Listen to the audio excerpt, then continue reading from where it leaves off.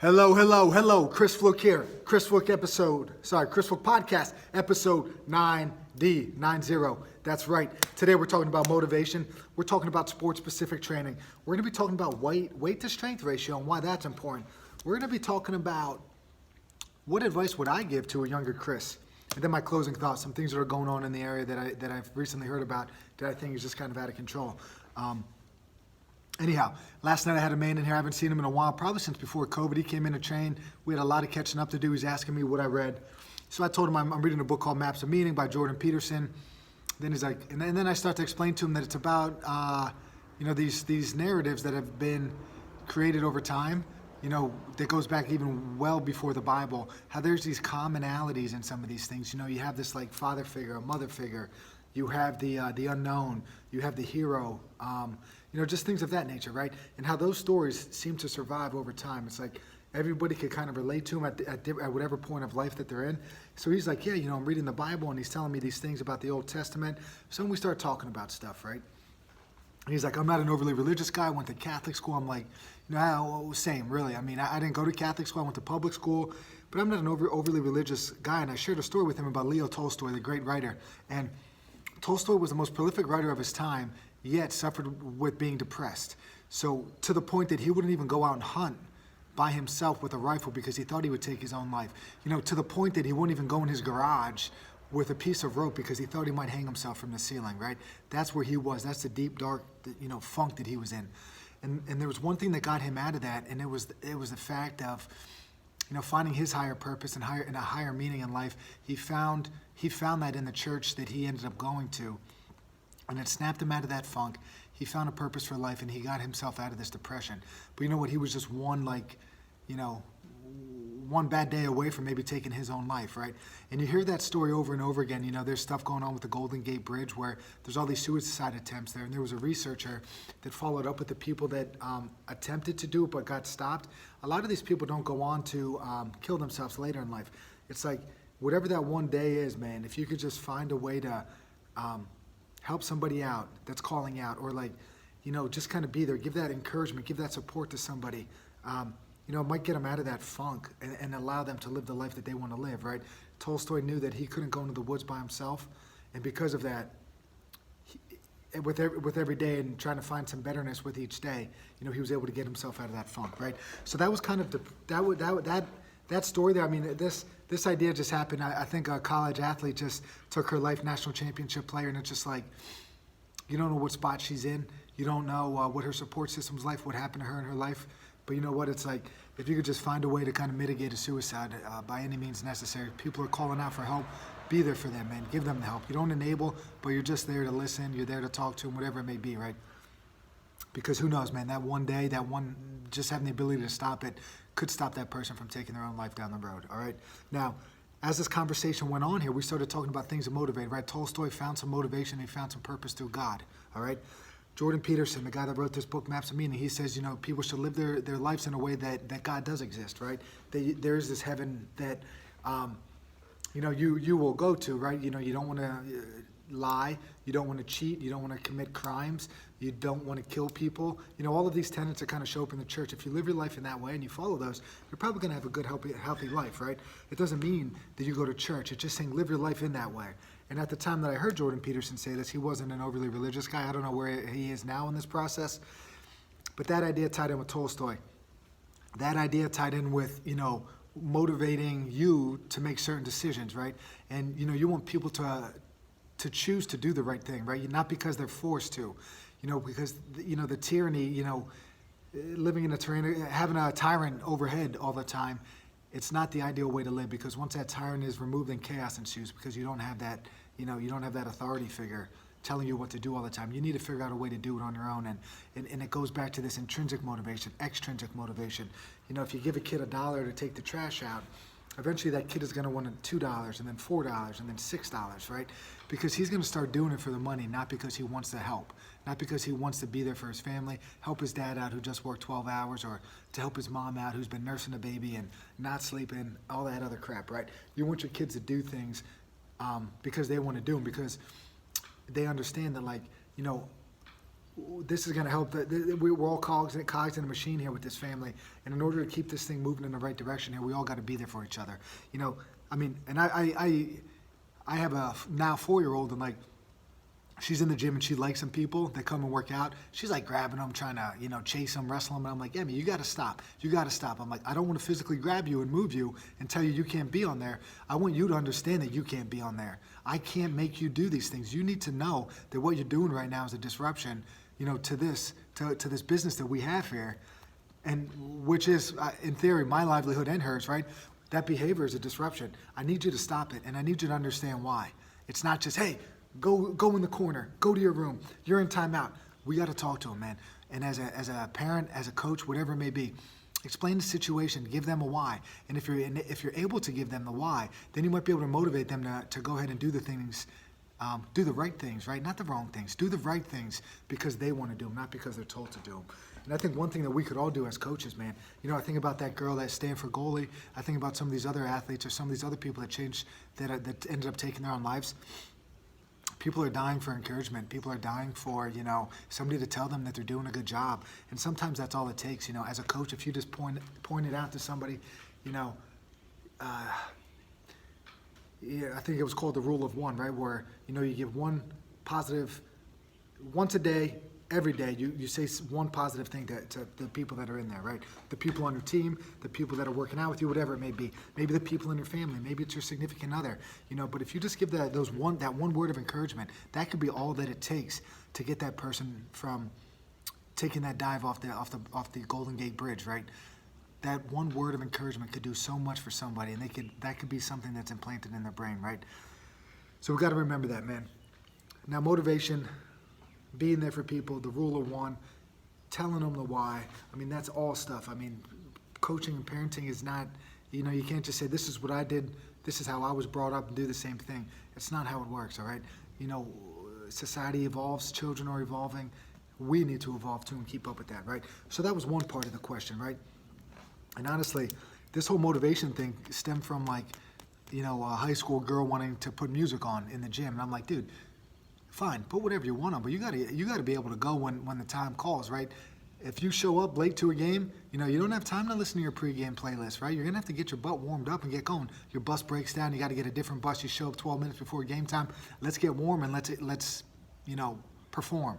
You know, you got to be able to do that, right? You can't be relying on external factors. You can't be relying on a coach telling you to go for a run.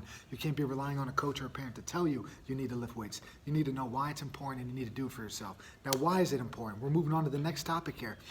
Sport-specific training. You know, get these questions. I want my kid to be a better quarterback. I want them to be a better pitcher. They're 10, they're 12, they're maybe in 8th grade now. And it's like, you know what? Let's pump the brakes on this and let's take a look at everything that we were doing, right? Because if you play one sport all year round, if you're playing one sport for 10 to 11 months of the year, multi-movement training needs to be a part of each and every session, okay? Because if they're not getting it from other sports, they need to get it from you as a coach, whether you're coaching their sport or whether you're a guy like me who's a strength coach who has a gym that works with the young population, right? So our goal here, my mission here, is to create the base of the pyramid and make that base as wide as possible. And we're gonna do that at that young age, you know, somewhere in that 8 to 12 range, 8 to 13 range. You know, that prepubescent area, we're going to try to expand that base of the pyramid as wide as possible so that we can build that pyramid and hit and raise that peak up to the highest levels possible, all right? And if I don't do that, if I don't build that wide base, I'm not going to be able to build that beautiful pyramid.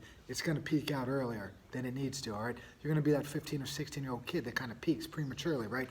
So it's sport-specific training. This is what we need to do. You know, don't specialize, number one. Young age, you know, I would say up into the middle school years, right? Let's be a generalist. Let's play a lot of sports. Let's learn a lot of stuff. And if you are a one-sport athlete, find a strength coach, find a sports performance coach, whatever the heck you want to call them, and get some multi-directional training, get some multi-movement training in here. Learn how to jump, skip, throw, balance on one leg, climb ropes, monkey bar, push sleds, drag sleds backwards, sprint up hills, run around, maybe jump some rope, okay? Things of that nature. That needs to be a part of everything. If you're a baseball player, swinging a bat a bunch of times or hitting puberty before everybody and being able to smash home runs, guess what? Everybody's going to catch up one day. All right, and when everybody catches up, then only the cream rises to the top, so to speak. It's going to be those people that are going to be able to separate themselves. They do it with athleticism. They do it with having a wide base so that they could peak out at age 19, 20, 21, 22, 25, and not at the age of 16. And the way you do that is building that base, right? So the question becomes, how do I become a better pitcher? Let's get stronger. All right, you're in middle school now, right? Let's get our strength to weight ratio up. You could weigh 115 pounds, but let's be the strongest and most powerful 115 pounder we could be. We should be able to hang clean our body weight, bench press our body weight, front squat our body weight, things like that. We should be able to drive, push heavy sleds around. We should be able to drag it. We should be able to carry our body weight, farmer's walk style, and take it for a set amount of distance, right? Without your grip failing after every step and, you're crumbling under the weight. We got to develop the whole body, right? This goes back to, the early days. I'm reading this book, George Hackenschmidt wrote it, 1909. Hackenschmidt was known as the Russian Lion, a wrestler, a catch wrestler, which is kind of a combination of amateur wrestling and like submission holds that they did back in the day. There's still a little bit of catch wrestling going on. And he said, we got to develop the full, we have to develop the full package here, the total package if you want to excel on the wrestling mat. And I think that applies to all sports, right? Hackenschmidt knew it over 100 years ago, 110 years ago, 115 years ago, right? And unfortunately now in 2022, we're missing out on this, right? We got to press pause on the specialization, increase the base of our pyramid, learn a bunch of skills, and then we start building up from there. That peak that we hit, we want that to be in our 20s, maybe in our 30s, right? And in order for us to do that, we need to have the widest base possible, all right? We don't want it to be at a young age to be an inch wide and a mile deep, all right? We want to start with a mile wide base, okay? And then from there, we're going to be able to build, a mile up, so to speak, all right? That is how we do things. Weight to strength ratio when we're looking at kids, man, that's what we need to do. If it's a bench press and if you can't bench press your body weight, fine, let's take 75% of that and let's see how many reps you could do of it. That's a good way to gauge stuff on all these things, right? I had two boys battling. One dude's 165, the other one's 120. They're friends. Hey, let's see who's got the best bench, man. 75%, let's get after it. They got 2 or 3 reps, right? They worked harder. That one kid exceeded his max. He had a double on his max, on a new max. He didn't even know he could do that. But because we kind of brought that up, like, hey, let's do this thing. We got a little competition going there. The kid exceeded his limits, right? Kind of got off topic there with the weight to strength ratio, but there's ways that we could do this where we could be smart about it. If a kid can't do something, take a percentage of his body weight. If he can't do a chin up, hang from the bar. Hold your chin above the bar. Hold your chin above the bar and come down slow. There's ways that we could train this stuff. Or you just tell a kid, overhand grip, hang from that bar. Give me 20 seconds, good. Next time they're in, give me 30 seconds, right? Each time they come in, you get a little bit better. That is what I love about training kids in that 10 to 12 range. That's why I got 2 groups going right now, man, Monday to Thursday. This is literally the second week, and these kids are good to go. They're well-oiled machines, man. They're going to run a lap. They're doing agility drills. They're pushing sleds. They're throwing medicine balls. We come inside. We deadlift. We bench. We goblet squat. We do chin-ups. All right? Occasionally, we'll do a push press where we're taking one dumbbell and driving it up overhead. We're jumping rope every day. We're doing overhead squats with a wooden stick. We're doing Turkish get-ups. These kids are like, literally 1 week of teaching, and then the second week, they're just like all systems a go. We're getting the stuff done in 40 minutes that took us 60 minutes last week, and I'm proud of these boys and girls, right? They're getting in and they're getting after it. That is what we need to be doing. Because kids at that age, man, they're missing out on that base of the pyramid, right? Everybody's just focusing on getting better at your sport, but it's short-sighted. Get out of that. Get out of that mindset. Let's build and develop athletes, all right? Moving on. I think I touched on everything. I feel like I just went on a rant there. But anyhow, what advice? My boy, Matty Zimfer, we were talking on a walk last Monday, man. He said, it was kind of like a parenting question, but then I also thought about it in the sense of like, what advice would you give to younger Chris? Younger Chris, I would say, around the age of, boy, I'm trying to think, man. Early 20s, I stopped drinking, right? What advice would I give to younger Chris? High school age Chris? Don't follow the crowd. Don't do what everybody else is doing. I had an older brother, and he and his friends, man, those dudes, they would be partying. And when you're the younger brother of somebody that goes to a party, you're going to these parties at a younger age, right? I started drinking, and I'm like, the worst times of my life were all centered around alcohol. So I drank, went through college, my grades were up and down, stopped drinking, right? Come out of there, try to get my life in order, right? I stopped drinking for like 6 or 7 years. I'm like, you know what, I'm a mature man now, I'm in my upper 20s, I could handle drinking a little bit, or early 30s, whatever the heck it was, right? Then, you know, drinking wine, drinking some ciders, things like that. It wasn't beer or liquor. It was kind of like, you know, something different than what I did in the past. I never drank wine or cider before. I'm like, yeah, this is new and little novelty. I could handle this. So then, you know, drinking once every 6 months became once every 3 months, then once a month, then once a week, you know, and that whole slippery slope starts back up again. Start making some stupid decisions, and next thing you know, your life is in a downward spiral, so to speak. So I stopped again, and that's kind of where I'm at now. It wasn't a bad spiral, but it was a spiral, so to speak. Things were not going well, you know. So, what advice would I give to Chris, man? I don't know if I have a propensity to like some of these addictive behaviors, but like, you know, growing up, I just crushed a lot of candy, right? So that little rush I got from candy, I'm starting to speculate and theorize now that, you know, that same sugar type addiction, that same sugar rush that I got as a kid, was that something I was seeking out as I got older? Did I just advance in alcohol? Because when you think about this, like alcohol is the ultimate sugar addiction. That's what your body's going to turn that alcohol into, right? So it's like, you know, I was still able to do everything, right? It wasn't like it was affecting my work or anything like that. You know, you go out with friends on a Friday, you still went to work Saturday, right? This is like college age stuff. But as I think about this stuff, it's like, or what we're doing with our kids here, are we planting, are we setting them up for possibly addictive behavior by allowing them to crush a bunch of sugary foods? This is a theory. I don't have a lot of support on this yet. Maybe I need to do more research. It's a theory that I have, but that's the advice I would give to younger Chris, man. Don't drink. It's not about, you know, abstaining and being, you know, a teetotaler. I've been at my best when I've been a teetotaler, all right, not drinking, right? So why don't I just do that all the time? I have like 2 or 3, if I had 2 or 3 lives, I'd be able to do all the things I want to do. I can't do everything I want to do right now. So why would I spend a day drinking, right? Now, I understand this, man. Matt told me this too. No good story ever starts with drinking tea, right? All these good stories come from the stupid behaviors that you have when you're under the influence, right? And you can laugh about them years later. But, you know, it's like if you want to be the most functioning, the highest performing person you can be, you know, for me, it's like I gotta stay focused. I can't throw a day away feeling like crap because I drank too much a day before, stayed up till 2 a.m., you know, all that stuff. It's time to live. It's time to do good in the world. And slugging booze, man, just can't do it for me. I got this. I was talking to somebody over the weekend too about things like this. I'm like a 0 or 100 kind of guy, and so is she. So she's like, you know, I had my party and all these people were there and they're drinking. I'm like, F that. I'm not gonna have 3 beers. Like, that's stupid. It didn't make sense in her mind because she knew back in the day she was like, she wasn't literally a 100 beer person, but like she was going all in or wasn't going in, right? And I'm trying to be at that not going in more than I've ever been in my life, right? We got cake. Emmy just had a birthday. If I'm going in, I'm going in and I'm crushing cake, right? But typically I'm trying not to go in every day, right? You know, that's just my approach.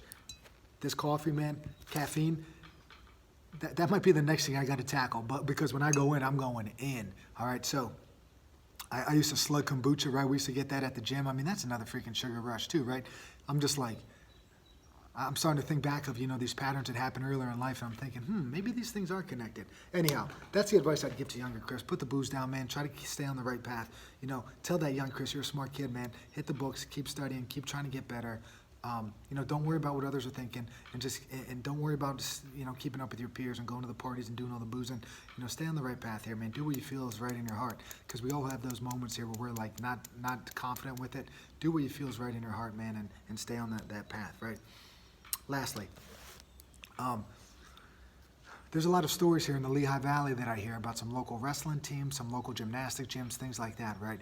And then I share these stories. I literally was talking to somebody at a birthday party for their daughter who just turned 4. We're talking about this one gymnastic gym, and as I leave the party and walk to their house, I passed a newspaper stand, and on the front of that, it talked about that specific gymnastic gym and their abuse allegations, all right? Verbal, I don't know if they're physical, whatever it may be, but a lot of this stuff has long-lasting effects on children. I've seen it firsthand with kids that I've worked with. I've seen girls in 8th grade totally broken down mentally and physically, and then those girls spiral out of control, you know, going from 17 chin-ups as an 8th grader to like not being able to do 1 as a senior because they got so discouraged from what this gym did to them, and the parents knew it, and, you know, at some point, as a parent, we have to be an advocate for our kids. We have to hold these coaches accountable. If a teacher was making kids or talking to kids in a way that certain coaches do, that would be, a mandatory report situation. It would be verbal abuse. But yet we let these coaches get away with it for some reason. And the longer we let the coaches get away with it, the longer, the more guilty you become, right? So if you're an administrator and you get a bunch of reports about a coach doing something bad, if you let these things go for 5 years, when it comes and like that lawsuit comes or that firing comes, and then you have to answer for why did you let this go for 5 years? Those are always tough questions. Those are always tough times to answer because you should have acted in the beginning, right? It's like I said in that last podcast episode, the Godfather story where Clemenza says we should have stopped Hitler at Munich, right? We should have stopped Putin at this spot. We should have stopped this coach at this point, right? You should always stop it a little bit too soon, I would say, before it gets to that point, right? So as a parent and as a coach, if you're an assistant coach and that head coach is being brutal to the kids, you need to speak up, man. There's all this talk about being an upstander and a bystander. My daughter in preschool is learning about it at the school that she goes to, which I think is wonderful, right? To have that voice, to be an advocate for yourself, to be an advocate for others, that's the most powerful thing we can be. And as a parent, you got to be an advocate for your kids. If you see shady stuff going on, speak up. Don't say, oh, well, they're winning, boys will be boys, that type of bullshit, BS, okay? That's all nonsense. Do, like I just said previously, man, do what you feel is right in your heart. If you're not comfortable with something, speak up about it. If you see some wrongs being done, speak up. If you get ostracized by the community, it's not your fault, all right? You're getting ostracized because the community's flawed, not because you are. If your kid's not going to make a certain team because you speak out against abuse that you think this coach is doing, so be it. Try to find a different team or a different school to go to and then move on with your life from there, right? But don't just kind of fall into that slippery slope of like, well, I got to keep up, I got to do this, I got to do that. It's inexcusable, right? Be an advocate, hold your coaches accountable, make sure your coaches are responsible, make sure your administrators are responsible, and don't let this stuff get to an ugly point where down the road there's just tons of regrets all around, all right? Hope you guys liked this episode. Peace, everybody.